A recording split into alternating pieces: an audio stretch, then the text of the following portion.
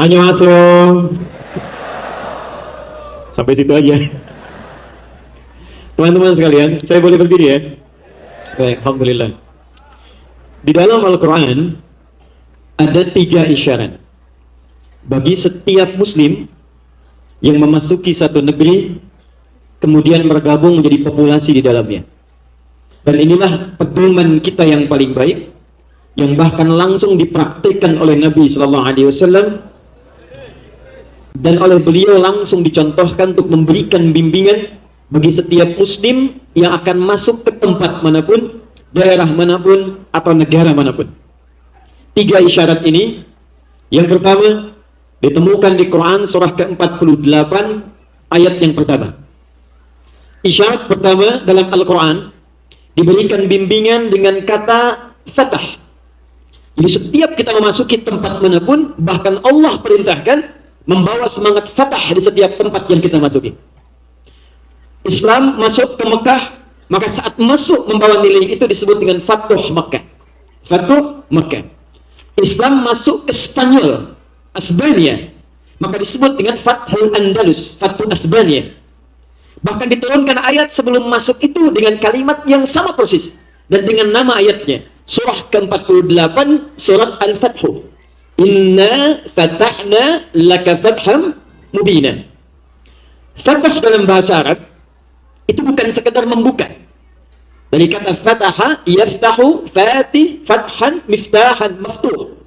Berarti membuka segala yang baik-baik. Fataha, yaftahu, membuka semua yang baik-baik. Orangnya disebut dengan fatih, sifatnya tambah tak di ujungnya menjadi fatihah. Kenapa surah pertama dalam Al-Quran dinamakan dengan surah Al-Fatihah? Karena surah ini berisi pembuka pada semua yang baik-baik. Al-Fatihah membuka ibadah dalam salat. Al-Fatihah membuka semua runtutan surat dalam mushaf. Dan Al-Fatihah semua isinya jika diamalkan akan membuka semua jenis kebaikan yang kita harapkan dalam kehidupan. Orang sakit baca Al-Fatihah dengan benar bisa disembuhkan oleh Allah Subhanahu wa taala. Orang sulit rizki mengamalkan Al-Fatihah bisa dipercepat oleh Allah Subhanahu wa taala. Orang kesulitan dalam hidup mengamalkan Al-Fatihah dimudahkan oleh Allah Subhanahu wa taala. Jadi Fatihah tidak disebut dengan Fatihah kecuali pembuka dalam setiap nilai-nilai kebaikan. Seakan-akan Quran memberikan pesan, umat Islam itu datang kemanapun, hidup di tempat manapun, tidak boleh dia masuk ke setiap tempat kecuali dia membawa semangat dan spirit kebaikan di tempat yang ia datangi itu. Sambil contoh, teman-teman kenal Umar bin Khattab? Oh, kenal, Masya Allah. Luar biasa, bagus. Saya 2 kali ke Korea ini. Cuman baru di sini ada yang kenal Umar bin Khattab. Kenal di mana, Mas? Tapi masih agak lumayan. Saya ke Sukabumi, Hubudun ya, ada yang kenal Fir'aun. Kenal Fir'aun, kenal katanya. Hampir-hampir saya berhenti ceramah tuh. Teman-teman sekalian, Islam saat masuk ke Mekah, masuk di kalangan jahiliyah. Tidak diturunkan di Romawi yang sudah maju, bukan di Persia yang sudah punya kekaisaran. Kenapa tidak diturunkan di Romawi dan Persia? Kata para pakar sejarah untuk membuktikan kemuliaan ajaran Islam, sehingga ke depan tidak ada orang berkata, pantas maju karena Romawi sudah maju. Pantas bagus karena Persia sudah berkembang. Tapi Allah mengutus Nabi Muhammad SAW dengan risalah Islam, masuk ke komunitas disebut dengan jahiliyah. Jadi ada jahlun, ada jahil, ada jahiliyah. Itu beda. Jahlun, bodoh. Jahil, orang bodoh. Jahiliyah tambah tak di ujungnya, itu mencakup keduanya. Sudah bodoh, banyak orang-orang bodoh. Bodoh yang dimaksudkan bukan bodoh tak punya pengetahuan, tapi lebih karena bodoh tak punya kemampuan untuk membedakan mana baik, mana buruk. Jadi karena tak punya kemampuan berbuat baik, maka semua tingkat keburukan kumpul di situ. Kalau Anda ingin cari pemabuk paling hebat semuka bumi, jahiliyah gudang. Saya mau kasih berita aja sedikit ya. Zaman jahiliyah itu, pemabuk paling pemula, itu sehari 5 kali mabuk. Pemula. Pemula, ingat tuh. Jadi kalau sekarang ada yang mabuk 3 kali sehari, masih kalah sama jahiliyah. Maaf, Umar tadi, sebelum datang cahaya Islam, itu pekerjaan paling favoritnya setiap siang. Dia naik ke puncak gunung, puncak bukit paling favorit namanya Jabal Qubais. Sekarang kalau teman-teman datang Insya Allah yang belum umrah haji, kita berdoa dipercepat insya Allah. Tidak cukup dengan amin, nabung. Nabung dari sekarang, siapkan. Anda berangkat dari Zamzam sebelah kanan, atasnya dari Istana Raja, itu namanya Jabal Qubais. Itu jabal paling prestisius, bukit paling hebat. Jadi setiap ada yang naik ke sana, itu menandakan dia penguasa di wilayah itu. Maka Umar pekerjaannya tiap siang itu naik ke atas bukit, dia tantang semua orang yang ada di situ. Kata Umar, siapa yang berani dengan saya? Kita bertemu di bukit A, tapi sebelum naik ke situ, pamit dulu pada ibu yang telah melahirkannya, karena ia akan pulang tanpa nama, Umar. Ada lagi yang kedua, dahsyat. Pemimpin para begal sejahiliyah. Bahkan kampungnya disebut kampung begal, namanya Gifar. Orang ini namanya Jundub bin Junadah. Tak pernah ada orang lewat ke Gifar kecuali mesti store. Kalau tak store, kalau bukan barang dagangan hilang, nyawa melayang. Jundub. Tapi tahukah Anda apa yang terjadi? Datang Islam dengan ajaran keindahan. Masuk Nabi membawa senyuman. Masuk Nabi membawa perdamaian. Masuk Nabi mengajarkan kejujuran. Masuk Nabi mengajarkan kedisiplinan. Masuk Nabi mengajarkan toleransi. Umar yang tadinya keras, cuman takluk dengan 2 huruf dalam Al-Quran. Begitu lewat ke tempat saudarinya, tiba-tiba terdengar kalimat Taha, jatuh. Ma anzalna 'alaikal Qur'ana litashqa. Hanya mendengar 2 huruf Taha, menjelembab dalam hatinya, penasaran, datang pada Nabi sallallahu alaihi wasallam untuk belajar. Begitu menatap Nabi dengan kelembutannya, langsung mengatakan asyhadu an la ilaha illallah wa asyhadu anna Muhammadar Rasulullah. Umar. Jundub bin Junadah satu kali terperanjat pada dirinya. Sampai kapan saya akan jadi seorang begal? Sampai kapan saya akan jadi seorang kriminal? Dapat informasi ada orang baik di Mekah, datang dari Gifar ke Mekah bertemu Nabi. Hanya dalam satu tatapan pertama ketika melihat Nabi, disenyumi oleh Nabi, disampaikan kalimat lembut, tiba-tiba apa yang terjadi? Asyhadu an la ilaha illallah wa asyhadu anna Muhammadar Rasulullah. Kata Jundub, ya Rasulullah, tolong wasiatkan pada saya. Kata Nabi, sekarang kamu pulang, praktekkan ajaran Islam dengan baik. Kata Jundub, ya Rasulullah, saya tidak akan pulang kecuali mengikrarkan syahadat di depan Ka'bah. Kata Nabi, jangan lakukan dulu sekarang, karena saat ini banyak orang yang tidak senang. Karena mereka belum paham, khawatirnya nanti engkau dipukuli orang dan menderita. Apa jawab Jundub? Ya Rasulullah, saya ini membegal bertahun-tahun terang-terangan. Masa syahadat sembunyi-sembunyi? Ya Rasulullah, saya ini membegal terang-terangan. Masa syahadat sembunyi-sembunyi? Maka datang dia ke depan Ka'bah, dia ikrarkan, ya ma'syara Quraisyin, asyhadu an la ilaha illallah wa asyhadu anna Muhammadar Rasulullah. Hei orang-orang Quraisy, saya bersahadat, kalian mau apa? Maka mereka datang dipimpin Abu Jahal, kami mau pukuli. Dipukul kemudian sampai pingsan. Datanglah Ali bin Abi Thalib mengatakan, jangan sakiti, jangan teruskan. Orang ini berasal dari Gifar, kalau wafat dia celaka dagangan kita. Maka ditinggalkan kemudian Jundub bin Junadah, singkatnya dia pulang ke kota Gifar. Sekarang perhatikan, ketika Nabi hijrah ke kota Madinah, apa yang terjadi?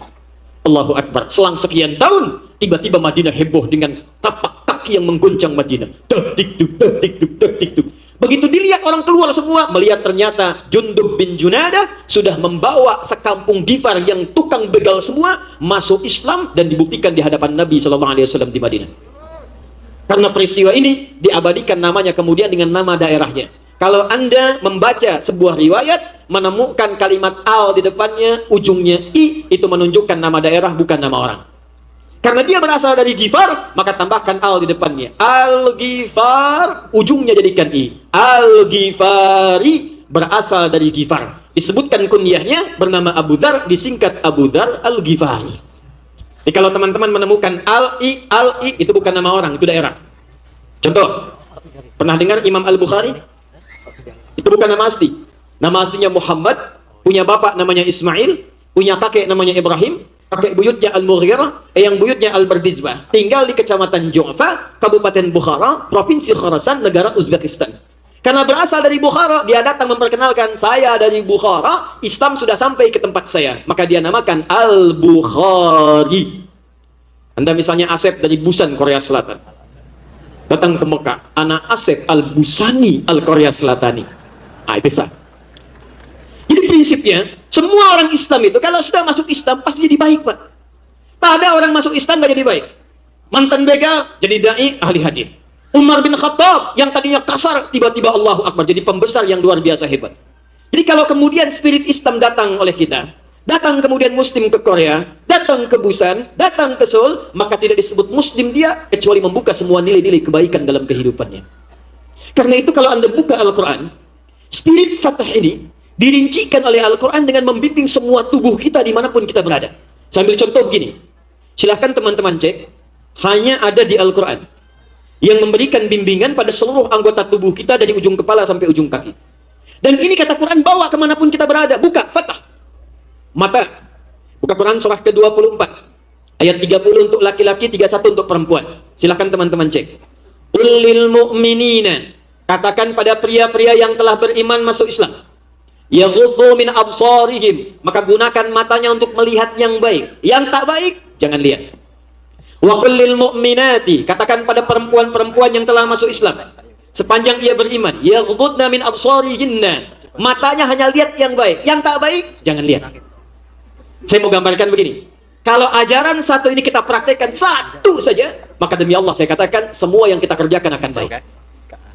Yang bukan punya Anda, jangan lihat. Yang pekerjaan kita, itu yang kerjakan.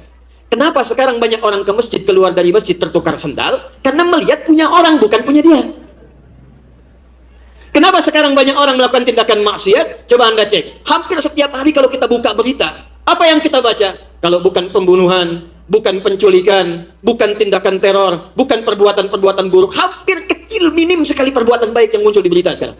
Kenapa? Karena tontonan-tontonan yang nampak itu yang dilihat pada hal yang buruk. Sekarang sinetron yang kecil-kecil saja sudah mengajarkan keburukan. Kata-kata yang kasar, adegan-adegan yang tidak baik. Karena sering yang dilihat yang tidak baik, maka berubahlah kemudian jadi perilaku dalam kehidupan. Kata Nabi, orang Islam yang baik, maka matanya hanya akan diarahkan untuk menatap yang baik-baik. Silahkan teman-teman cek. Turun ke mulut, Quran surah ke-49 ayat 11 sampai dengan ayat 12. Ya ayyuhalladzina amanu, hai orang-orang yang telah masuk Islam, kemanapun engkau beraktivitas, dimanapun engkau tinggal, la yasra qaumin qaum, gunakan lisanmu untuk berkata yang baik, jangan gunakan lisanmu untuk memprovokasi dan saling berselisih satu dengan yang lainnya. Kalau spirit ini kita bawa dalam kehidupan saja teman-teman sekalian, apakah Anda yang di Busan, Anda yang di Seoul, Anda yang di dalam negeri, ada yang di luar negeri, praktekkan ayat lisan, maka demi Allah saya katakan akan terjalin cinta dalam kehidupan. Silakan perhatikan kalimat Nabi. Kata Nabi, orang Islam dimanapun berada, pasti kata-katanya baik. Man kana yu'minu billahi wal yaumil akhir falyaqul khairan aw liyasmut. Siapa yang merasa beriman pada Allah dan hari akhir, cukup katakan yang baik, kalau tak mampu dia diam. Cuma dua. Katakan yang baik, tak bisa diam. Ini kata Nabi, kalau tak bisa berkata yang baik, diam. Jadi kalau ada orang Islam masuk Islam, dia beriman kepada Allah, tapi masih senang berkata yang kurang baik, maka ada yang bermasalah dengan keislamannya. Terus, pelan-pelan, turun sampai ke kaki. Buka Quran surah ke-31 ayat 18, paling kiri sebelah bawah di mushaf. Nanti kalau ada waktu saya ajarkan sedikit bagaimana menghafal Quran dengan cepat. Saya tunjukkan dalam 5 menit Anda bisa hafal Quran 5 ayat dengan nomornya, posisinya, halamannya. Nanti di ujung ya, sebelum kita tutup. Mau? Siap insyaallah? Tapi kita amalkan dulu yang berikut ini. Perhatikan kalimatnya. Wala tamshi fil ardi maraha. Orang Islam yang baik itu dia berjalan dimanapun, dia melangkah kemanapun, dia pergi kemanapun, mau ke luar negeri, mau di dalam negeri, mau di kota, mau ke desa, maka dia akan berjalan dengan penuh kebaikan dan tidak pernah sombong dalam kehidupan. Itu yang kita butuhkan sekarang. Orang Islam kata-katanya baik, orang Islam pandangannya baik, orang Islam berjalan ke tempat yang baik, orang Islam pekerjaannya baik. Sekarang yang kita butuhkan dalam hidup, di mana praktek Quran yang jadi bimbingan dengan semangat Fatah tadi. Kenapa sekarang ditemukan ada orang Islam senang mencela? Kenapa sekarang ditemukan ada orang yang mengaku Muslim, tapi kakinya melangkah dengan cara yang tidak baik? Ini menunjukkan ada semangat keislaman yang belum dipraktekkan dalam kehidupannya. Satu. Jadi kita katakan sekarang, kalau ada orang yang mengajak untuk teror, tembak ini, bom ini, bunuh ini, demi Allah saya katakan, saya pastikan itu pasti bukan ajaran Islam yang sesungguhnya. Bapak Ibu sekalian, teman-teman, dulu waktu kejadian bom di Jalan Tamrin tuh di Indonesia, meledak di sana, saya sedang di Lampung. Pertanyaan pertama dari jamaah, Ustaz, apakah bom di Jalan Tamrin itu termasuk jihad fisabilillah? Saya bilang, Pak, sependek pengetahuan saya, jihad fisabilillah itu jihad di jalan Allah, bukan di Jalan Tamrin. Itu kaidahnya beda. Jadi mustahil orang Islam dekat dengan kekerasan, itu mustahil. Sekarang kalau tiba-tiba muncul bom panci, bom kulkas, bom open, ada yang pakai pisau, ada yang pakai macam-macam, demi Allah saya katakan semua itu mustahil muncul dari ajaran Islam yang benar, dan dengan izin Allah Subhanahu wa taala tidak akan muncul di Korea ini, khususnya komunitas muslim Indonesia ya. Sepakat insyaallah? Alhamdulillah. Satu, jadi kemanapun kita berada, bawa spirit Fatah, bawa spirit pembuka semua kebaikan, dan dengan ridha Allah akan diturunkan keberkahan di tempat kita tinggal. Silahkan teman-teman cek, umat Islam itu dimanapun dia berpijak sepanjang membawa prinsip ini, maka keberkahan diturunkan di tempat itu. Contoh, teman-teman, Nabi itu dakwah di Mekah 13 tahun. Yang masuk Islam kurang lebih 40 orang. Berapa orang? 40 orang. 13 tahun. Tapi kualitas yang masuk Islam ini itu luar biasa. Ada Uthman, ada Abu Bakar, ada Umar bin Khattab, ada Sayyidah Khadijah dengan sahabat-sahabat yang lain. Yang muda ada Ali bin Abi Thalib. Yang anak kecil ada Ibnu Abbas, ada Ibnu Umar. 40 orang yang masuk Islam dalam 13 tahun. Tapi tahukah Anda apa yang diajarkan oleh Nabi kepada orang-orang ini dengan semangat Fatah tadi? Setelah Nabi wafat, setelah berhijrah ke Madinah, 40 orang ini, sebagian orangnya berpetualang berangkat keluar dari wilayah Arab, tidak pernah mereka menginjak setiap tempat kecuali membuka keberkahan dan kebaikan di dalamnya. Contoh, Amr bin As jalan-jalan, Pak, ekspedisi ke Afrika Utara, berangkat dari Mesir ke Libya, ke Tunisia, ke Aljazair, kemudian terus Maroko, nyebrang sampai berhenti di Damaskus, Syam, di Syria. Itu sampai sekarang semua wilayah yang dilewati Islam semua. Mesir, Islam.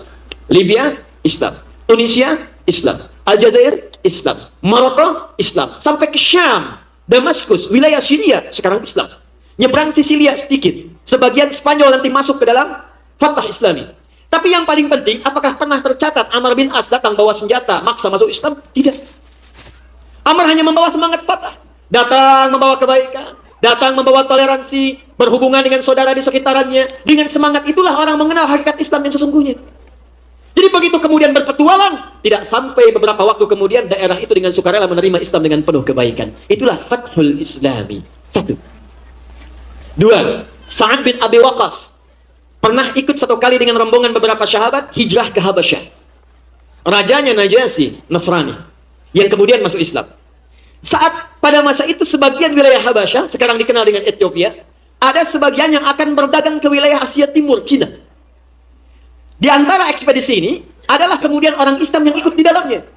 Sampai tiba kemudian mampir di wilayah yang sekarang dikenal dengan Baros namanya. 414 km dari Medan, sekarang masuk wilayah Indonesia. Cuman singgah di Baros, Pak, singgah saja. Tujuan ke Cina. Apa yang terjadi? Tidak sampai beberapa masa wilayah itu berkembang orang-orang Islam, sampai kemudian Nusantara menjadi Muslim. Indonesia, Filipina bagian selatan, Thailand selatan, Malaysia, Brunei Darussalam, Rakhine, sukunya Rakhine, semua menerima Islam dengan baik. Apa yang dibawa oleh Sa'ad bin Abi Waqqas pada saat itu? Apakah senjata? Tidak. Apakah ekspansi? Tidak. Hanya membawa nilai-nilai Islam dengan semangat Fathul Islami. Saya punya koleksi beberapa kitab-kitab suci yang lain. Lalu saya bandingkan. Demi Allah saya katakan teman-teman, cuman dalam Al-Quran kita punya kaidah toleransi yang sangat indah. 1 Quran surah kedua ayat 256, paling kiri sebelah bawah di mushaf. La ikraha fiddin. Tidak boleh ada satupun orang Islam yang memaksa non-muslim, saudara kita yang lain, untuk masuk ke dalam Islam. Jadi kalau ingin masuk, silahkan tunjukkan nilai keislaman yang baik, kata Allah. Quran surah ke-16 ayat 125. Ud'u ila sabili rabbika bil hikmah. Kalau kita ingin tampilkan nilai keislaman, tampilkan kepada orang dengan jalan hikmah. Kata-kata yang baik, tindakan yang mulia, semangat untuk berbuat baik dalam kehidupan. Sampai mereka bertanya, bagaimana caranya mengenal Islam? Kita ajarkan. Tapi ketika Anda memaksa orang lain, maka turun hukum dosa di dalamnya. Jangankan yang kasar, yang lembut pun dilarang. Ini suka ada musim musibah. Tiba-tiba kemudian ingin mengirim bantuan. Diharamkan dalam Islam memberikan bantuan dengan motivasi memaksa orang untuk masuk ke dalam Islam. Wah, saya pengen dia masuk Islam, saya akan kirimkan biskuit mereknya syahadat. Begitu dimakan, asyhadu an la ilaha illallah, asyhadu anna Muhammadar Rasulullah, Muslim, haram hukumnya. Jadi kalau kita ingin kirimkan, kirimkan. Kita ingin bantu, bantu. Tapi semangatnya adalah menunjukkan dakwah keislaman yang baik. Kalau ini kita tarik ke Korea sekarang, maka semangat Fatah yang pertama ini, yang kita akan bawa setelah pertemuan kita ini, tidak boleh ada orang Islam yang mengaku Muslim berada di wilayah ini, kecuali dia akan berkata-kata baik dalam aktivitas kehidupannya. Siap insya Allah? Siap berkata jujur? Siap berkata yang lembut? Siap berkata yang baik-baik? Itulah Islam. Tidak boleh ada orang Islam di tempat ini, maaf, yang melangkahkan kakinya pada tempat-tempat yang tidak baik. Tidak boleh ada orang Islam di tempat ini yang menggunakan tangannya pada yang tidak baik. Bahkan kata Allah di surah kelima ayat 38, hei, tangan itu tangan mulia, daripada dipakai yang tidak baik, potong aja lah. Wasariqu wasariqatu faqtahu aydiyahuma. Hei pencuri, laki-laki perempuan, aku ciptakan tangan untuk yang baik-baik. Tangan di atas lebih baik daripada yang di bawah. Berikan orang, sedekah, infak, tanamkan kebaikan-kebaikan. Daripada dipakai tidak sesuai fungsinya, sudah potong saja tangannya, kata Allah. Saking penting nilai kebaikan kita bawa dalam kehidupan. Bahkan ini rahasianya. Maaf, di antara kita saja ya. Ada 5 nama manusia dalam Al-Quran. Ada berapa? 5. 1. Bashar. 35 kali disebutkan dalam Al-Quran. 2. Insan. 65 kali disebutkan dalam Al-Quran. 3. Nas. 241 kali disebutkan dalam Al-Quran. 4. Bani Adam. 7 kali disebutkan dalam Al-Quran.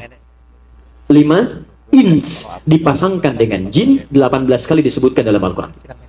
Kalau teman-teman nanti ngaji menemukan kalimat bashar, maka kalimat bashar tidak ditunjukkan dalam Al-Quran kecuali menunjuk potensi nafsu dalam diri kita. Jadi kalau teman-teman baca ayat Quran ingin tahu caranya mengendalikan nafsu, setiap menemukan kalimat bashar di situ rumusnya. Contoh Quran surah 18 ayat 110. Qul innama ana basyarum mithlukum. Tidak ditemukan kalimat insan kecuali mengatur aktivitas kita dari bangun tidur sampai tidur lagi. Jadi kalau Anda ingin membuat kurikulum hidup yang bermanfaat, bagaimana caranya bangun tidur, bagaimana caranya masuk kamar mandi, bagaimana caranya bekerja yang berkah, bagaimana caranya rumah tangga, dari bangun tidur sampai tidur lagi, itu kalimatnya insan dalam Al-Quran. Karena itu detailnya nanti di hadis Nabi, cuman dalam Islam ada petunjuk dari bangun tidur sampai tidur lagi. Petunjuk itu yang melekat pada doa. Kalau tidak percaya silakan. Bangun tidur ada doanya? Ada. Mau makan ada doanya? Berpakaian ada doanya?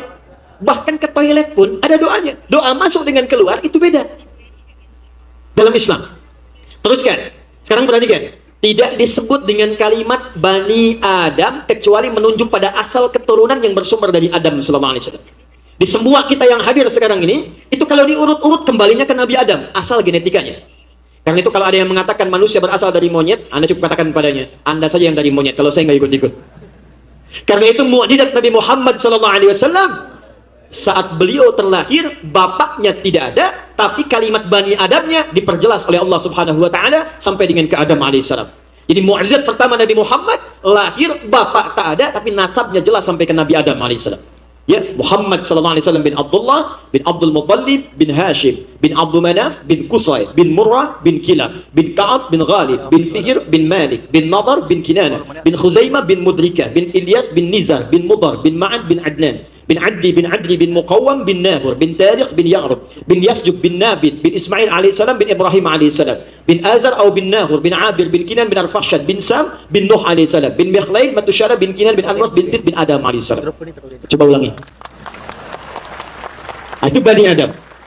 Kita karena bukan Nabi, lahir bapak ada. Cuman kalau mulut-mulut kurang jelas ke Nabi Adam. Asep binti Dedi, binti Doni, binti apa? Paling gampang, bin Adam alaihissalam. Bani Adam. Tapi ingat apa hubungan dengan Fatah? Nama kelima, awas, setelah An-Nas nanti dengan sifat sosialnya, nama kelima disebut dengan ins, dipasangkan dengan jin.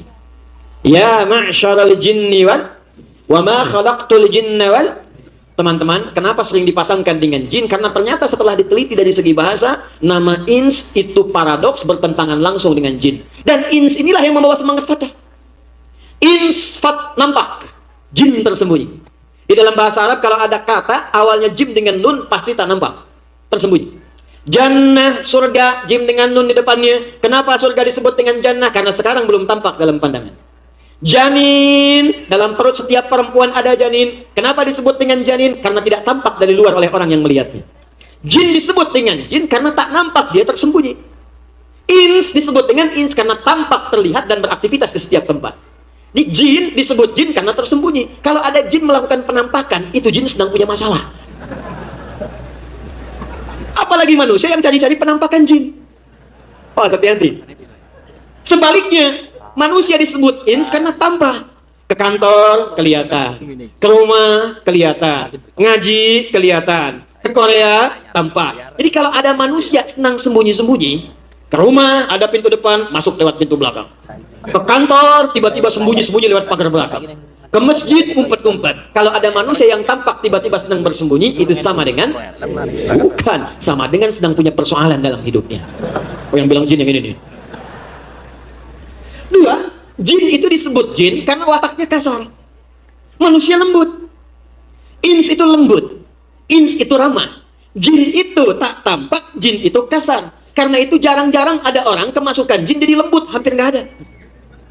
Permisi Ustadz, bolehkah saya ikut mengaji sedang kemasukan jin? Mustahil. Kalau dia tidak meracau, pasti mengacau. Karena itu dimanapun manusia tampak, spirit fatah itu mesti dibawa. Datang ke Busan, tampak, hadirkan kelembutan dalam kehidupan. Kembali ke Seoul, tampak, hadirkan keramahan dalam kehidupan. Itulah fatah bagian yang pertama. Siap insya Allah? Dua, saya agak cepat. Nanti kita perdalam lewat tanya jawab insya Allah. Teman-teman sekalian, kalau ingin merajut negeri, membawa semangat keberkahan dalam kehidupan, maka bagian kedua yang dipraktekkan langsung oleh Nabi ketika tiba di Madinah. Bahkan awalnya Yathrib. Ketika Nabi membawa konsep kedua ini, langsung berubah nama Yathrib menjadi Madinah yang penuh dengan cahaya. Konsep ini ada di Quran surah 59 ayat 9 sampai dengan 10. Paling kanan sebelah bawah di mushaf. Konsepnya disebut dengan ukhuwah. Apa namanya? Ukhuwah. Ukhuwah adalah mempersaudarakan satu dengan yang lainnya. Maaf, silakan teman-teman cek. Nabi datang. Ketika sampai di Yathrib, Yathrib itu satu di antara nama anak keturunan Nabi Nuh alaihissalam. Karena dia yang pertama datang ke wilayah itu, maka daerahnya disebut dengan daerah Yathrib. Nabi saat datang ke Yathrib, kotanya sangat tertinggal. Ekonominya sangat jauh tertinggal. Orang-orangnya banyak yang ribut. Aus dengan Khazraj itu sudah 600 tahun tak pernah akur. Ekonomi tertinggal. Kriminalitas tinggi. Datang Nabi membawa semangat Al-Fatah. Yang pertama dikerjakan oleh beliau, Allahu Akbar. Beliau kumpulkan orang hijrah dengan orang yang tinggal dengan dua komunitas yang sangat luar biasa. Satu, sesama orang-orang muslim beliau persaudarakan. Yang tinggal di Madinah beliau beri nama dengan Ansar, yang tinggal datang dari Mekah ke Madinah diberi nama dengan Muhajirin. Maka Nabi persaudarakan Ansar dengan Muhajirin, muslim satu dengan muslim yang lainnya. Tak banyak orang tahu apa yang terjadi pada saat itu. Bapak Ibu sekalian, kenapa disebut dengan Ansar? Dari kata Nasara. Orangnya disebut Nasir. Sifatnya disebut dengan Ansar. Ansar itu artinya memberikan sesuatu, menolong sesuatu. Kalau pada makhluk, pada titik yang bahkan dirinya pun butuh, masih diberikan kepada orang. Itu yang disebut Quran surah 59 ayat 9 sampai 10. Wa yu'thiruna ala anfusihim walau kana bihim khasasa. Bahkan dia pun butuh, masih diberikan pada saudaranya yang dilihat lebih butuh. Datang orang Muhajirin tiba-tiba ke Yathrib, yang lapar disambut oleh orang yang punya makanan. Ini yang nyambut pun sebetulnya belum makan, tapi makanannya bisa diberikan kepada Muhajirin. Yang haus disambut oleh orang yang punya minuman. Yang dahsyat, Abdurrahman bin Auf itu jatuh fakir di Mekah, orang paling kaya di kota Mekah, hartanya dirampas oleh orang-orang Quraisy karena dia bertekad untuk masuk Islam. Kata orang Quraisy, kamu mau kemana? Hijrah. Kata orang Quraisy, silakan hijrah, tapi harta semua kami rampas. Kata Abdurrahman bin Auf, tak apa-apa, saya berangkat saja. Kata orang Quraisy, silakan kamu berangkat, hanya boleh bawa pakaian saja yang melekat di badan. Allahu Akbar. Beliau kemudian memilih untuk hijrah, berangkat ke Madinah. Tapi yang repot keluarganya, Pak, Bu. Istrinya kemudian diberikan dua pilihan oleh orang Quraisy. Kamu ikut suami, tapi harta semua kami rampas. Tapi kalau kamu tinggal di sini dan ikut kepercayaan kami yang dulu, maka kami kembalikan semua hartanya dan kami bebaskan memilih laki-laki tertampan di kalangan Quraisy. Silakan nikahi, kami yang fasilitasi. Tahan ya. Saya tanya para akhwat dulu, ibu yang ada sekarang.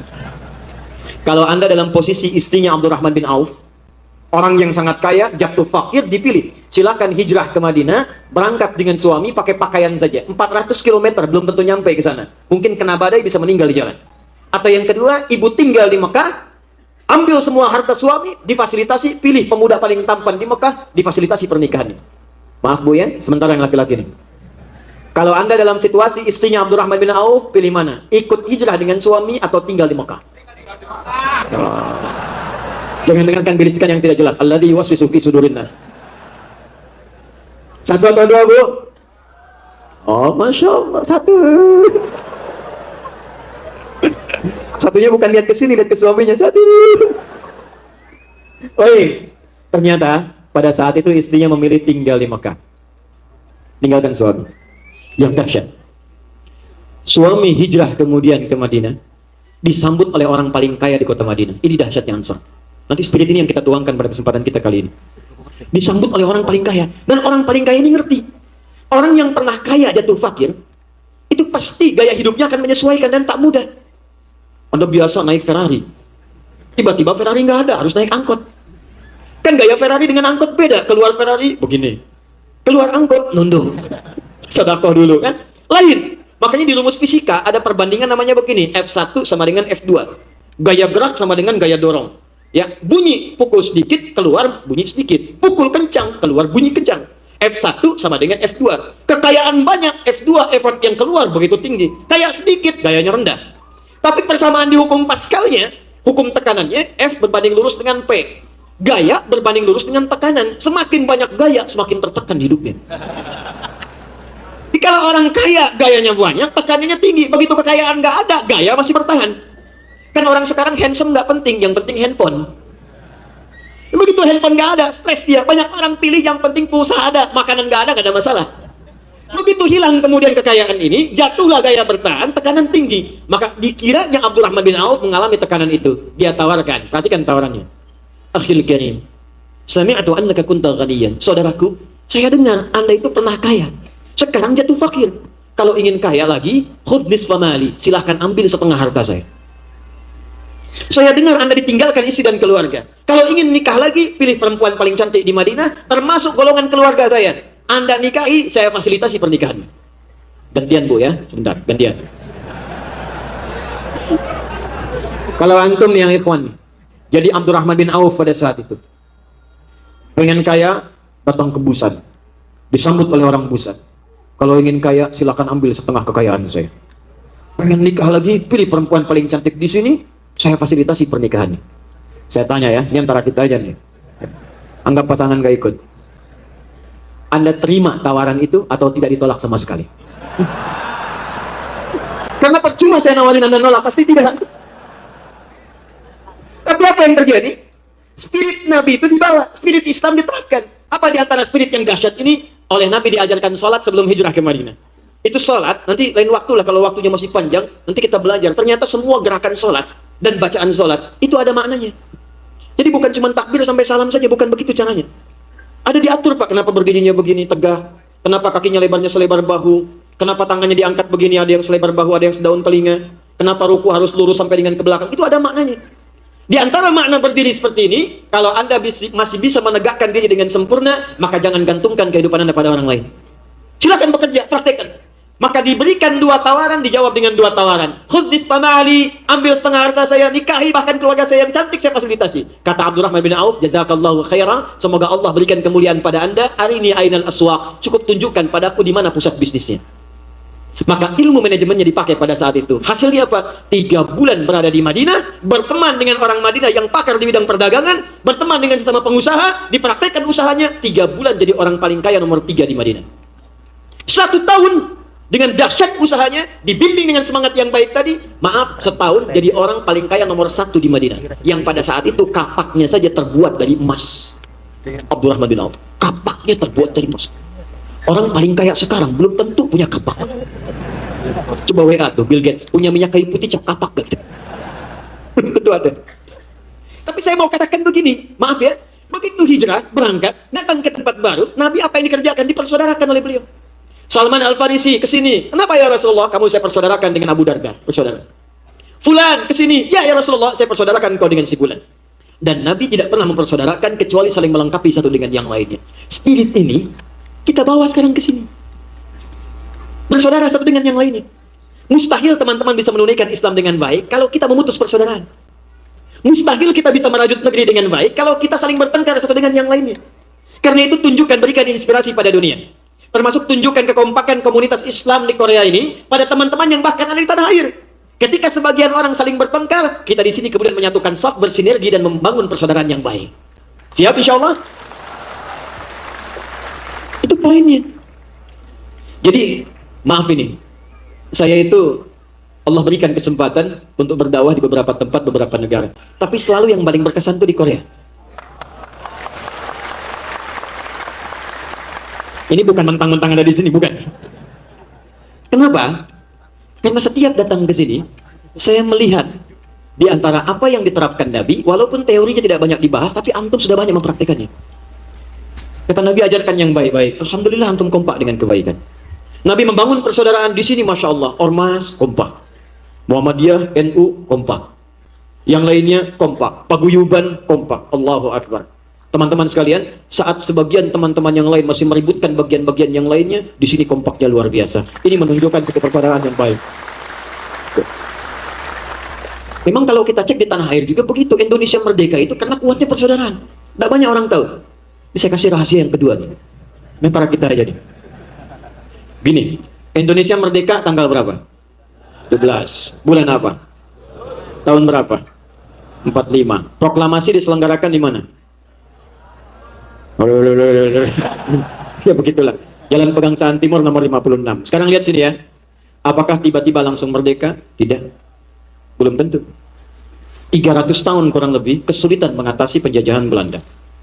Apa yang terjadi? Tak banyak orang tahu, jarang dikupas dalam sejarah. Senin, 17 April 1905. Awas, 1905. 13 Jumadil Ula 1323 Hijrah. Bertempat di Tanah Abang, wilayah Krukut. Kumpullah 5 tokoh besar dari keturunan Nabi, semua dari kalangan habaib.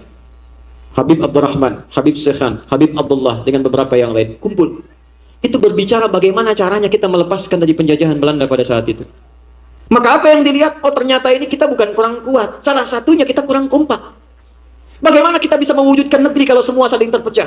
Maka kumpullah kemudian para habaib ini mendirikan satu ormas pertama di Indonesia yang nanti akan mempersaudarakan yang lain-lainnya. Diberi nama Jamiatul Khair pada saat itu.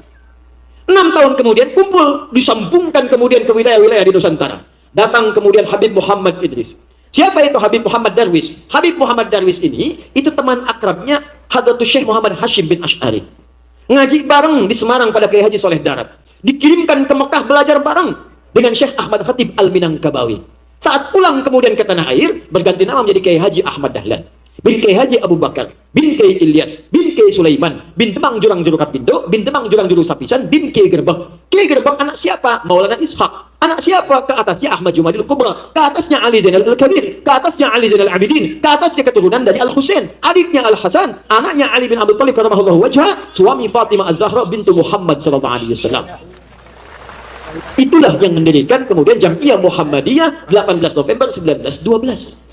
Saudaranya tadi, Hadratus Syekh Haji Muhammad Hashim bin Ash'ari, kemudian mendirikan Hadatul Ulama 31 Januari 1926.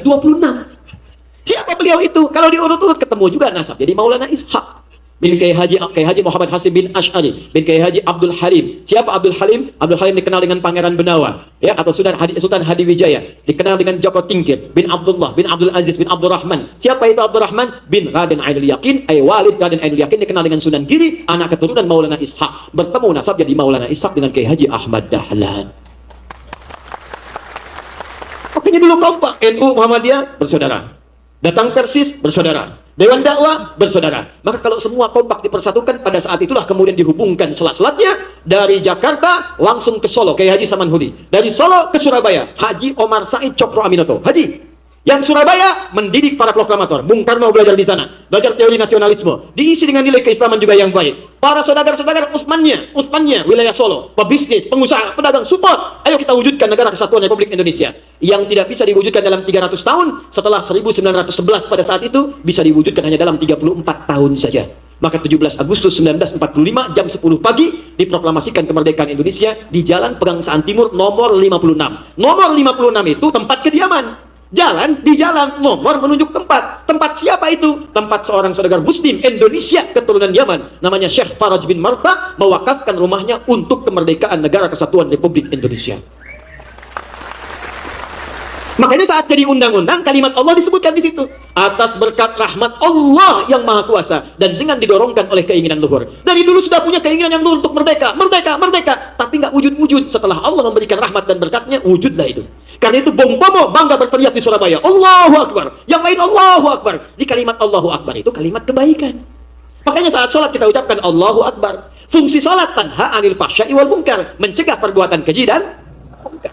Allahu Akbar, tembok orang. Allahu Akbar, bom orang. Allahu Akbar, panci. Allahu Akbar, kulkas. Gak ada. Jelas? Nah, jadi yang kedua, kita bangun prinsip persaudaraan. Nah, yang paling hebat, kata Al-Quran, jangan bersaudara dengan yang Islam saja dalam konteks dunia. Kan Anda tinggalnya di Korea.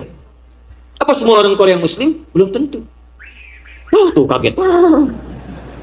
Nabi datang ke Yathrib jadi Madinah. Apakah semua Muslim? Tidak. Di sana ada Aus, di sana ada Khazraj. Ketika Nabi datang belum Muslim, Joni. Masih non. Bahkan perang dua-duanya 600 tahun nggak pernah akur. Kalau di sini wafat, di sana mesti ada yang tewas. Di sini celaka, di sana harus ada yang sekarat.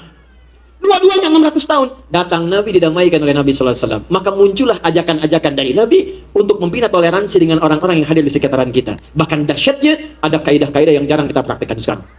Infak, berbagi. Banyak orang sekarang memahami infak, mengeluarkan uang, masukkan ke dalam kotak atau karung tertentu, benda tertentu, itu yang disebut dengan infak. Teman-teman, itu terlalu sempit. Berbagi makanan, infak. Berbagi pakaian, infak.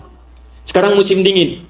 Mungkin ada sebagian saudara kita yang bahkan bukan muslim, non-muslim yang kedinginan tak punya jaket. Kenapa nggak kita siapkan jaketnya untuk dibagi dengan mereka?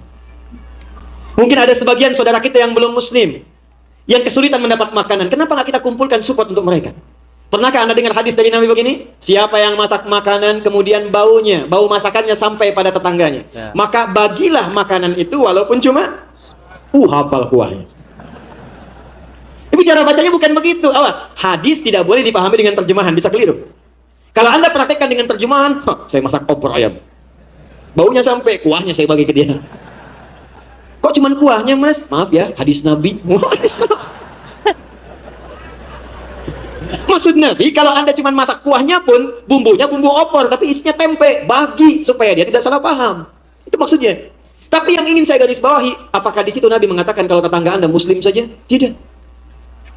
Sedangkan dalam kaidah dikatakan, al-ibratu bi umumil lafzi. Hukum itu berlaku pada keumuman lafaz. Kalau tidak ada khususnya, kalau tidak ada khusus, maka dia menjadi umum. Artinya apa? Kalau ada non muslim pun jadi tetangga kita, Anda masak makanan bagi dia. Ketuk pintunya. Kata-kata, annyeonghaseyo. Ya, ini saya ada makanan. Wah, kok baik sekali. Katakan dengan lisan Anda yang paling bersih. Ini bukan baik, tapi Islam yang mengajarkan saya untuk berbagi. Keluarkan kalimat itu. Kalau Anda praktekkan ini, minimal dia akan kenal. Besoknya ketok lagi, Assalamualaikum. Kok ngetok lagi? Ini ada buah. Baik sekali. Bukan baik, Allah yang mengajarkan saya untuk berbagi. Besok-besok, pintu Anda yang akan diketok oleh dia. Assalamualaikum. Sudah tahu Assalamualaikum. Begitu dibuka dia tanya, apakah hari ini Allah mengajarkan berbagi? Bagi aja. Itu yang jarang kita lihat sekarang. Ya, di mana persaudaraan kita? Di mana toleransi kita? Di mana sifat berbagi kita? Itu yang kita praktikkan sekarang. Maka saya menginginkan, cobalah teman-teman kita jadi inisiator di sini. Jadi inspirasi bagi teman-teman yang lain. Ya, hidupkan nilai itu, sampaikan semangat kebaikan itu, dengan izin Allah, niscaya akan terlihat hakikat Islam dan kebaikan Islam yang sesungguhnya, insya Allah. Jelas? Nih, saya buka rahasia yang ketiga nih. Ini cuma di hadis. Kalau ada Anda nanam pepohonan, Anda sekarang punya rumah, insya Allah. Insya Allah. Lihat sini, Anda nanam pohon. Ada rambutan, ada apel. Apelnya tumbuh, tiba-tiba sebagian dari pohonnya masuk ke pekarangan tetangga Anda. Cuma dalam Islam. Kata Nabi, sebelum Anda petik buahnya, sampaikan pada tetangga itu untuk menikmati bagiannya. Ketok pintu rumahnya, katakan kepadanya, ini saya punya pohon mangga. Oh iya, punya Anda kan? Bukan, karena buahnya masuk pekarangan Anda, maka buahnya hak kita bersama. Kok bisa? Aturan dari mana? Nabi Muhammad mengajarkan demikian. Saya memang nanam pohonnya, tapi kan Anda yang selalu lihat buahnya. Masa saya petik di hadapan Anda? Mangga.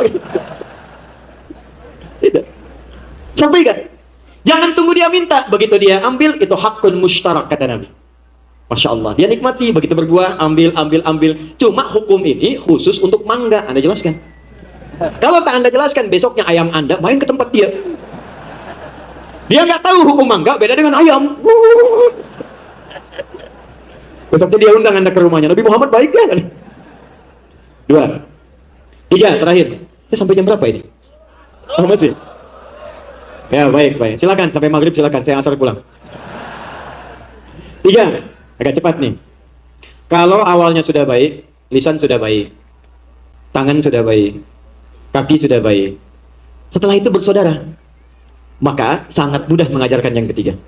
Apa yang ketiga? Nabi membangun masjid. Disitulah diajarkan syariat-syariat Islam yang sesungguhnya. Ngaji, Pak. Bu, teman-teman, ngaji. Alhamdulillah komunitas sudah ada. Ini saya lihat tiga-tiganya sudah dipraktikkan di sini, alhamdulillah. Baik, saya kira semuanya baik. Kalau disebut salah, tidak ada manusia yang tidak punya salah. Nabi Adam manusia, Nabi Adam diajarkan pernah salah. Supaya mengajarkan kepada kita tidak ada yang sempurna. Maaf, hanya malaikat yang sempurna. Quran surah 66 ayat 6. Paling kiri sebelah atas sedikit. La ya'sunallaha ma amarahum wa yaf'aluna ma yu'marun. Malaikat menunaikan tugasnya selalu benar sesuai tupoksinya. Jadi malaikat tak pernah kenal salah. Yang selalu salah tak kenal benar namanya setan.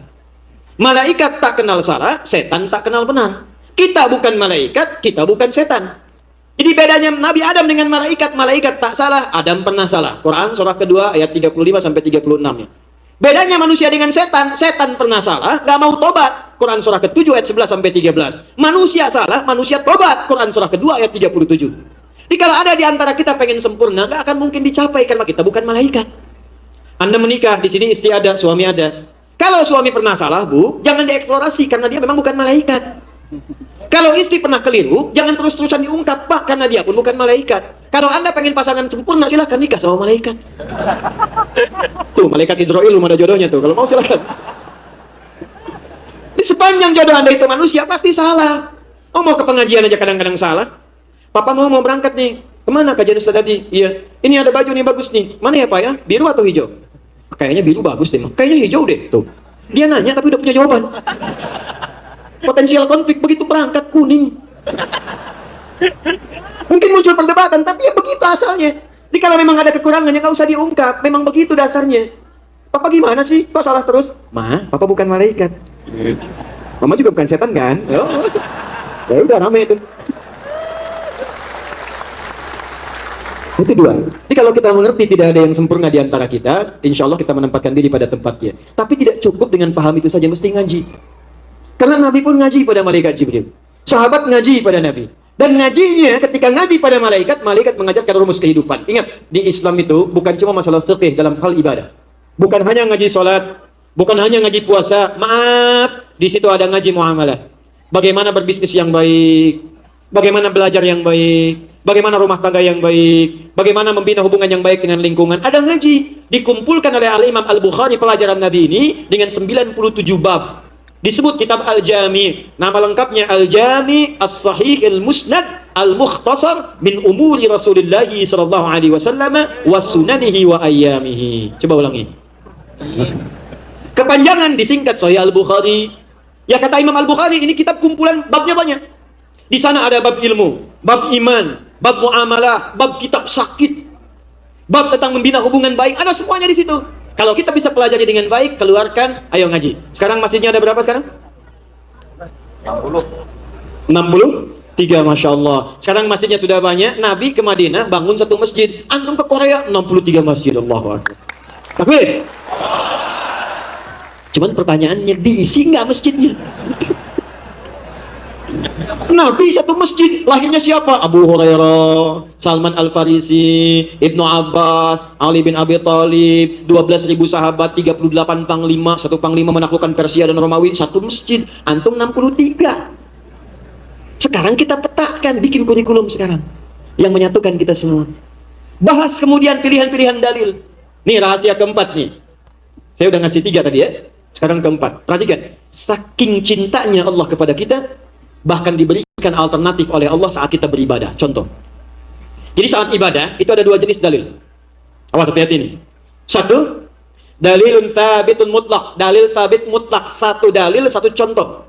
Kenapa diberikan satu dalil, satu contoh? Karena semua orang bisa melakukannya tanpa kecuali. Ya, semua orang bisa mengerjakannya kecuali darurat. Ada yang perkataan, ada yang perbuatan. Contoh, maaf, dalam sholat ketika kita takbir, Abu Daud nomor hadis 857, fayaqulu Allahu Akbar. Maka sambil tangan mengangkat itu ucapkan Allahu Akbar. Dalilnya satu. Contohnya satu.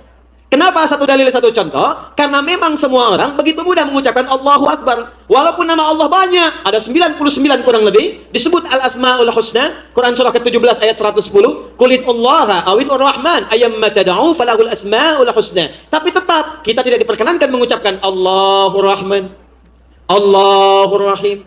Ini orang takbir Allahu Akbar, dia takbir Allahul Quddus. Kok beda? Udah kebanyakan Allahu Akbar. Tidak, satu dalil, satu contoh. Contoh gerakan. Maaf ya. Allahu Akbar begitu mengangkat An-Nasai nomor hadis 886. Fa wada'a yadahu al-yumna 'ala al-yusra, maka segera meletakkan telapak tangannya di punggung yang kiri begini. Petakan. Mau di sini boleh. Telapak ketemu pergelangan. Di sini rusgun ala rusgun boleh. Pergelangan ketemu pergelangan. Sini. Tapi cepat ya. Bukan diukur. Allah. Pas. Boleh di sini. Sa'id. Tapi nggak sampai ke sini. Jadi yang nggak boleh ke sini. Awas musim dingin nih. Allahu Akbar. Itu yang nggak boleh. Sampai sini. Tapi antara mengangkat dengan meletakkan kalimatnya pakai fa. Fa wada'a harfu atfin rabitin baina syai'aini bila hudud. Harfu atfin rabitin baina syai'aini bila hudud. Paham? Tidak. Huruf ataf penyambung dua peristiwa tanpa jeda. Peristiwa pertama ngangkat, kedua tutup. Antara ngangkat dengan tutup nggak ada gerakan lain. Contoh, saya tidak bermaksud menyalahkan. Kalau sudah ada seperti ini, tinggal kerjakan, semua orang bisa. Di satu dalil, satu contoh. Jadi jangan cari yang lain. Gak usah kreatif mencari gerakan lain. Bisa. Kalau ada dalil, silakan sampaikan. Nanti kita kaji ya. Saya pernah mencari dalil seperti ini. Karena ada teman mengatakan, Ustaz, gak enak lah. Sama Allah kok kiri duluan, begini baru kanan. Kanan kan baik, kiri kurang baik. Kan bagusnya Ustaz kanan dulu masuk, baru kiri. Jadi begitu dia takbir, kanan masuk, kiri begini baru kiri. Kadang kaki naik dikit. Nah. Saya coba cari dalilnya, saya tak biasa salahkan orang.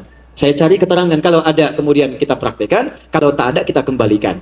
Gampang sebetulnya, nggak perlu berselisih. Jangan sampai perbedaan di antara kita menjadikan kita, maaf, tidak bisa minum teh bersama. Begitu saya cari, jangankan di hadis sahih, di kitab hadis palsu aja nggak ketemu. Saya punya koleksi 1235 kitab hadis. Ini saking palsunya hadis ini, di kitab hadis palsu pun nggak ketemu. Jadi pemalsu hadis tidak tertarik memasukkan hadis ini, karena sudah jelas caranya. Allahu Akbar. Jadi, tapi yang sekarang sering terjadi, ini yang harus digarisbawahi. Ada juga dalam Islam tuntunan ibadah yang diberikan kemudahan mempraktekannya, karena memang diduga tidak semua orang Islam bisa melakukan hal yang sama. Contoh, saya berikan dua contoh, satu bacaan, satu gerakan. Suka baca Quran? Suka baca Quran? Baik, ikuti saya.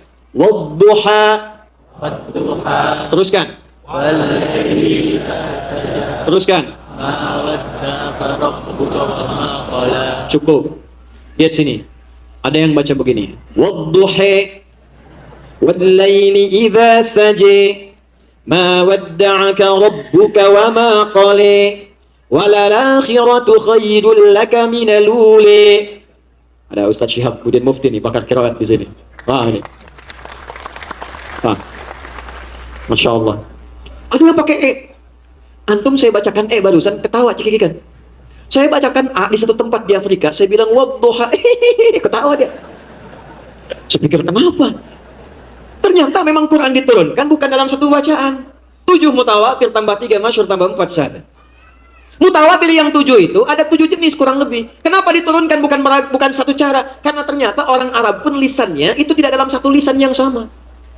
Ada yang bisa mengucapkan A, tapi ada yang nggak bisa. Wilayah ke sebelah sana tuh, maaf, Syam, Syria, Palestina ke sana, sampai ke wilayah Irak, ke Mosul ke sana, sampai ke sebagian Afrika ke barat ke sana. Itu kalau dia mengucapkan E, kita ucapkan A, dia E. Anta, ante. Anta, ente, ana, ane. Madrasah, madrasah. Kaifa halu, kaifa halik. Mungkin Betawi belajar dari situ tuh.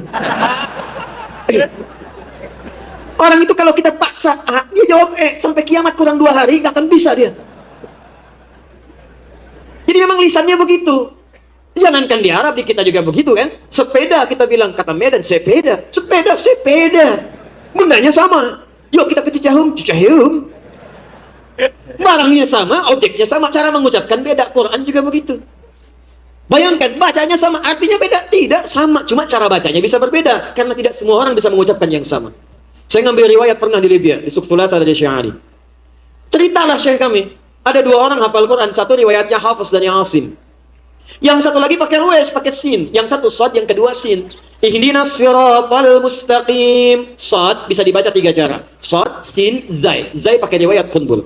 Ihdinas siratal mustaqim. Ihdinas siratal mustaqim. Ihdinas siratal mustaqim. Ada 2 penghafal Quran, yang satu pakai sad, yang satu pakai sin, ribut. Yang benar sad, yang benar sin. Sad, sin, sin, sad. Udah kita ke guru kita aja, balik gurunya sama. Gurunya bijak sekali. Ma ya bunai. Hadza la sahih wala sad. La sin. Yang benar sad, tidak sin. Hasbuk, cukup. Iqra anta ya bunai. Kamu baca. Ihdinas siratal mustaqim pakai sad. Hasbuk, cukup. Anta nak baca ya bunai. Ihdinas siratal mustaqim pakai sin. Hasbuk, cukup. Antum mukhtian. Kalian berdua salah. Yang benar pakai zai. Ihdinas siratal mustaqim. Kata gurunya, wa fawqa kulli dzi ilmin alim. Tidak semua orang baru bisa itu tahu segalanya. Karena itu selalu ada alternatif. Kalaupun nanti ada perbedaan pendapat dalam menunaikan ritual tersebut, cari dalilnya, belajar pada ustaz. Jangan ribut sendiri. Antara yang ribut, dua-duanya nggak paham dalil. Contoh kedua, ini kejadian nyata. Saya dikunjungi seorang pasutri, suami dengan istri. Datang ke tempat kami, cerita. Itu ternyata suami istri Pak Ibu, gara-gara kejadian dalam sholat, tidak tegur sapa semalaman. Suami pulang dari Jakarta ke Bekasi. Ini kisah nyata, saya alami sendiri. Macet di jalan. Sampai ke rumah, terlambatlah Isya. Dia sholat di rumah, istri sudah sholat. Begitu dia turun dari i'tidal ke sujud, sami'allahu liman hamidah, turun lutut begini. Blok. Nempel. Istri melihat. Begitu salam, istri. Tanpa mukaddimah. Papa sholatnya salah katanya. Waduh. Yang pemimpin siapa di rumah tangga? Suami. Manajernya istri. Kompak berdua itu. Ya. Apa ciri khas pemimpin? Bagus. Ciri khas pemimpin tidak mau dipimpin. Selalu menerima saran, ya, selalu menerima masukan, tidak menerima saran. Ini langsung perintah tanpa mukaddimah, ya jelas defense. Papa salah tuh katanya. Salatnya. Ya suami nggak terima. Kenapa salah? Nggak sesuai sunnah. Yang mana yang nggak sesuai? Waktu turun dari i'tidal harusnya telapak tangan dulu, bukan lutut. Kata suami, mama yang nggak baca hadis. Padahal dua-duanya nggak baca. Besok datang ke tempat saya tanya, Anda belajar di mana? Fulan. Anda di mana? Fulan. Dua gurunya beda, mengajarkan satu riwayat A, satu B. Situ saya senyum aja. Bapak Ibu tahu nggak? Yang pakai lutut dengan pakai telapak tangan adanya satu kitab yang sama. Katanya, bukan satu kitab yang sama sebenarnya. Kitabnya Sunan Abu Daud, Pak, Bu. Nomor hadisnya pun sedikit beda aja. Cuma beda 2 nomor. 1848 dari Wa'il bin Hujr, posisinya paling kanan sebelah bawah nih. Yang satu riwayat Abu Hurairah, posisi paling kiri sebelah atas 840 sampai 841. Satu kitab yang sama, cuma beda 2 nomor. Yang Wa'il bin Hujr meriwayatkan dengan lutut. Idza sajadta bima ma'na fala tasjud kama yabrukul ibil. Faliyadha rukbataika qabla yadayk. Kalau Anda mau sujud jangan turun seperti duduknya unta, maka dahulukan lututmu sebelum telapak tangannya. Untanya menggunakan kalimat ibil. Pada kasus Abu Hurairah beda. Idza sajadta fala tasjud kama yabrukul ba'ir, pakai ba'ir. Faliyadha yadayka qabla rukbatayk. Dahulukan telapak tanganmu sebelum lututmu. Kenapa satu pakai ibil, satu ba'ir? Unta itu setidaknya punya 4 sampai 5 nama dalam bahasa Arab, bahkan di Quran. Ibil nama umum. Afala yanzuruna ilal ibili kaifa khuliqat. Unta jantan Jamal. Ada yang namanya Jamal? Kalau Jamal pakai alif, Jamalun, artinya indah. Kalau diambil laki-laki jadi Jamilun, ganteng. Saiful, ganteng. Saiful, Jamil. Kalau jadi perempuan tambah ta di ujungnya, Jamilah. Mulan, cantik. Mulan. Paham? Jamal, indah, ganteng. Pakai alif. Alifnya hilang, Jamalun, unta. Hati-hati kalau Anda ke Saudi nanti umroh atau haji, bisa berangkat nama Jamal, lihat ada alifnya enggak. Kalau hilang alif, Anda bahaya. Jamalun nyampe di imigrasi. Pada unta mau haji. Ba'ir, unta tunggangan. Naqah, unta betina. Unta Nabi Soleh, unta betina. Naqatallahi wasuk. Ya, fakadzabuhu faqaruha, unta betina. Perhatikan. Yang bahasanya Wa'il ibil masih unta biasa, Ba'ir unta tunggangan. Nah, ketika Nabi menyampaikan sujud pakai lutut itu, Wa'il lebih dulu masuk Islam. Nabi masih sujud pakai lutut, turun pakai lutut, gak ada masalah. Ba'ir unta tunggangan punya beban. Abu Hurairah masuk Islam di tahun ke-7 Hijrah, 3 tahun sebelum Nabi wafat. Nabi wafat kurang lebih usia 63 tahun. 60 tahun Nabi diidentifikasi punya penyakit, sudah mulai lemah, bahkan berdiri pakai tongkat. Biasanya kalau orang sepuh penyakit pertama di apanya? Di kakinya, lututnya. Saat lutut punya persoalan, maka Nabi mengajarkan menggunakan telapak tangan. Artinya apa? Kalau Anda mau sujud, ada 2 cara. Kalau mau pakai lutut, silahkan begini. Kalau mau pakai telapak tangan, silahkan begini. Dua-duanya benar. Yang salah yang pakai kepala duluan. Itu cara bacanya. Dan jangan disimpulkan tua. Begitu pakai telapak tangan, Allah tua. Bukan. Silahkan pilih. Mungkin anak muda main bola cedera kan bisa kan? Itu. Atau tangannya bisa nyemes main pingpong terlalu kenceng, dia kan bisa jadi cedera. Silahkan lutut, silahkan telapak tangan. Jadi di sini jangan dibawa kepada konflik harian, capek nanti. Sebab ingat ya, Sebab ingat, setelah Nabi persaudarakan, banyak konflik internal yang muncul karena persoalan-persoalan tadi. Saya tugas di Saudi 2010, menyambut jemaah haji. Itu begitu tugas, Isya, masih ingat betul saya. Datang rombongan kita pertama. Yang imamin Syekh Sudes. Di sana kan mazhabnya Hambali, kalau bismillah disirkan. Bismillahirrahmanirrahim. Alhamdulillahi Rabbil Alamin Ar-Rahmanir Rahim. Bismillah sir. Apa komentar pertama di samping jemaah itu? Iki imamnya Muhammadiyah ya. Saya bilang, sampai nggak jadi takbir tuh. Muhammadiyah cabang Masjidil Haram, pemimpinnya saya Sudes.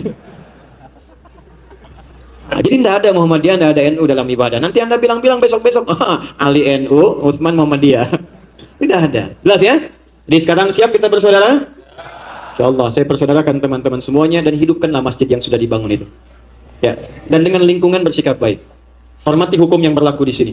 Hormati, jangan melanggar hukum. Bahkan kalau bisa bantu. Ini alhamdulillah aparat kepolisian jadi teman kita, maka bantulah untuk meringankan tugasnya. Setidaknya jangan berbuat tindakan kriminal. Jaga nama baik bangsa kita di sini, jaga identitas keislaman kita dan hadirkan semangat keislaman yang baik. Mudah-mudahan keberkahan diturunkan pada kita semuanya insyaallah. Ya, siap insyaallah? Nah, teman-teman, kalau kita sudah belajar, maka kita harus berani mempraktekkan. Siap? Baik. Nabi mengajak kita berbuat baik, siap? Nabi mengajak kita bersaudara, siap? Nabi mengajak kita memakmurkan masjid, siap?